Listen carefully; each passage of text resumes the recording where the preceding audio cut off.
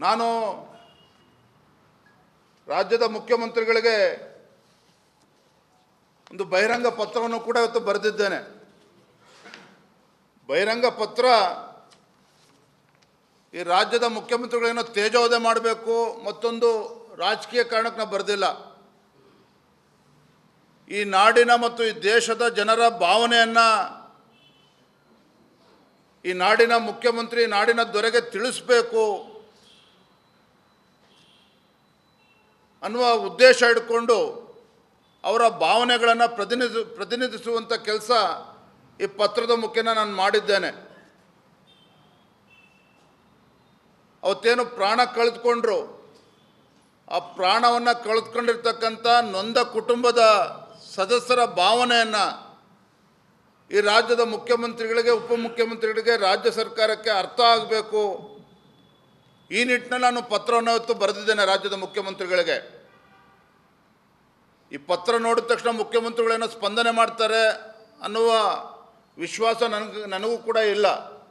ಯಾಕೆಂದರೆ ರಾಜ್ಯ ಸರ್ಕಾರ ದಪ್ಪ ಚರ್ಮ, ರಾಜ್ಯದ ಮುಖ್ಯಮಂತ್ರಿಗಳು ಕೂಡ ದಪ್ಪ ಚರ್ಮ. ಇವ್ರಿಗೇನೂ ಕೂಡ ನಾಟೋದಿಲ್ಲ. ಇವ್ರಿಗೆ ಏನಾದರೂ ಮಾಡಿ ಅಧಿಕಾರದಲ್ಲಿ ಅಂಟ್ಕೊಂಡು ಕೂತ್ಕೋಬೇಕು, ಕುರ್ಚಿನಲ್ಲಿ ಅಂಟ್ಕೊಂಡು ಕೂತ್ಕೋಬೇಕು ಅನ್ನುವ ಹಪಾಪಿ ಬಿಟ್ಟರೆ ಅದರಿಂದ ಏನೋ ಭಾಳ ಪ್ರಯೋಜನ ಆಗುತ್ತೆ ಅಂತ ನನಗೇನೋ ಅನಿಸೋದಿಲ್ಲ. ಆದರೂ ಕೂಡ ರಾಜ್ಯದ ಗೌರವನ ಉಳಿಸ್ಬೇಕು, ಅದನ್ನಾರು ರಾಜ್ಯದ ಮುಖ್ಯಮಂತ್ರಿ ಅರ್ಥ ಮಾಡ್ಕೋಬೇಕು, ನಾಡಿನ ಜನರ ಭಾವನೆಯನ್ನು ಅರ್ಥ ಮಾಡಿಕೊಂಡು ಏನಾದರೂ ಮಾಡಿ ತಮ್ಮ ಜವಾಬ್ದಾರಿನ ಅರ್ಥ ಮಾಡ್ಕೊಳ್ತಾರ ಅನ್ನುವ ಪ್ರಯತ್ನ ಪತ್ರದ ಮುಖೇನ ನಾನು ಮಾಡಿದ್ದೇನೆ. ಪತ್ರಿಕೆಯಲ್ಲಿ ನಿನ್ನೆ ಇವತ್ತು ನೋಡ್ತಾ ಇದ್ದೆ, ಕಾಂಗ್ರೆಸ್ ಹೈಕಮಾಂಡ್ ಕರೆಸ್ಕೊಂಡಿದೆ ಅಂತೇಳಿ. ಕಾಂಗ್ರೆಸ್ ಹೈಕಮಾಂಡ್ ಮುಖ್ಯಮಂತ್ರಿಗಳನ್ನು, ಉಪಮುಖ್ಯಮಂತ್ರಿಗಳನ್ನು ದೆಹಲಿಗೆ ಕರೆಸ್ಕೊಂಡಿದ್ದಾರೆ. ಕಾಂಗ್ರೆಸ್ ಹೈಕಮಾಂಡ್ ಎಷ್ಟು ಗಟ್ಟಿ ಇದೆಯೋ ಅದು ನಮಗಂತೂ ಗೊತ್ತಿಲ್ಲ, ನಿಮಗೆಲ್ಲ ಗೊತ್ತಿದೆ.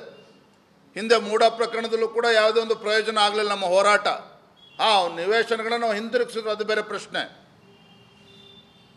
ಹೈಕಮಾಂಡ್ ಅಂತ ಹೇಳಿದ್ರೆ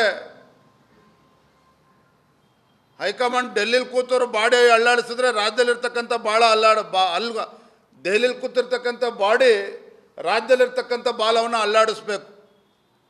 ಆದರೆ ನಮ್ಮ ಕರ್ನಾಟಕದಲ್ಲಿ ಕಾಂಗ್ರೆಸ್ ಸರ್ಕಾರ ಬಂದ ಮೇಲೆ, ಸಿದ್ದರಾಮಯ್ಯನವರು ಮುಖ್ಯಮಂತ್ರಿಗಳಾದಮೇಲೆ ಬಾಲ ಅಲ್ಲಾಡಿಸೋದಲ್ಲ, ಇವರೇ ಅಲ್ಲಿ ಬಾಡಿನ ಅಲ್ಲಾಡಿಸ್ತಾರೆ. ಅಷ್ಟು ಶಕ್ತಿಯುತವಾಗಿ ರಾಜ್ಯದಲ್ಲಿ ಇವರು ಜೆಂಡಾ ಊರ್ಕೊಂಡಿದ್ದಾರೆ. ಅದಕ್ಕೆ ಕಾರಣ ಏನು ಅಂತೇಳಿ ಹೈಕಮಾಂಡೇ ಹೇಳಬೇಕು, ಕಾಂಗ್ರೆಸ್ ಹೈಕಮಾಂಡೇ ಹೇಳಬೇಕು.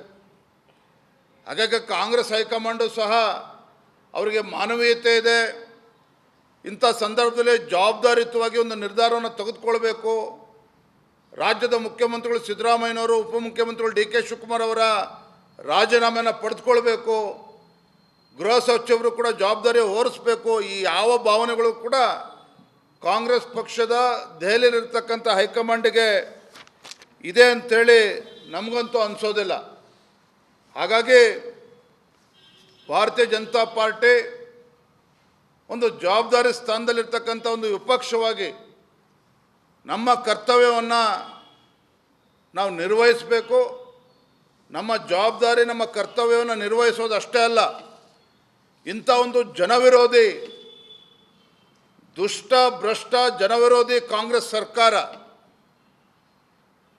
ಜನಪ್ರಿಯತೆಯಿಂದ ಓಡೋಗ್ತಾ ಇರ್ತಕ್ಕಂಥ ಈ ಹುಚ್ಚು ಕುದುರೆಗಳು ಏನಿದ್ದಾರೆ, ಡಿ ಕೆ ಶಿವಕುಮಾರ್ ಇರ್ಬೋದು, ರಾಜ್ಯದ ಮುಖ್ಯಮಂತ್ರಿಗಳು ಸಿದ್ದರಾಮಯ್ಯನವರು ಇರ್ಬೋದು, ಇವರು ಎಲ್ಲಿಯವರೆಗೆ ಅಧಿಕಾರದಲ್ಲಿ ಮುಂದೆ ಹೊರಿತಾರೆ ಅಲ್ಲಿಯವರೆಗೂ ರಾಜ್ಯದ ಗೌರವವನ್ನು ಕೂಡ ಉಳಿಯೋದಕ್ಕೆ ಸಾಧ್ಯ ಇಲ್ಲ, ರಾಜ್ಯದ ಜನತೆಗೂ ಕೂಡ ಆಗೋದಕ್ಕೆ ಸಾಧ್ಯ ಇಲ್ಲ. ಇದೆಲ್ಲವನ್ನು ಕೂಡ ಮನಗೊಂಡಿರ್ತಕ್ಕಂಥ ಭಾರತೀಯ ಜನತಾ ಪಾರ್ಟಿ ಒಂದು ವಿರೋಧ ಪಕ್ಷವಾಗಿ ಇಂಥ ಒಂದು ಜನವಿರೋಧಿ ಮುಖ್ಯಮಂತ್ರಿಗಳು, ಉಪಮುಖ್ಯಮಂತ್ರಿಗಳ ವಿರುದ್ಧ, ಕಾಂಗ್ರೆಸ್ ಸರ್ಕಾರದ ವಿರುದ್ಧ ಒಂದು ಬೃಹತ್ ಹೋರಾಟವನ್ನು ಮಾಡಬೇಕು ಅಂತೇಳಿ ನಾವು ತೀರ್ಮಾನ ಮಾಡಿದ್ದೇವೆ.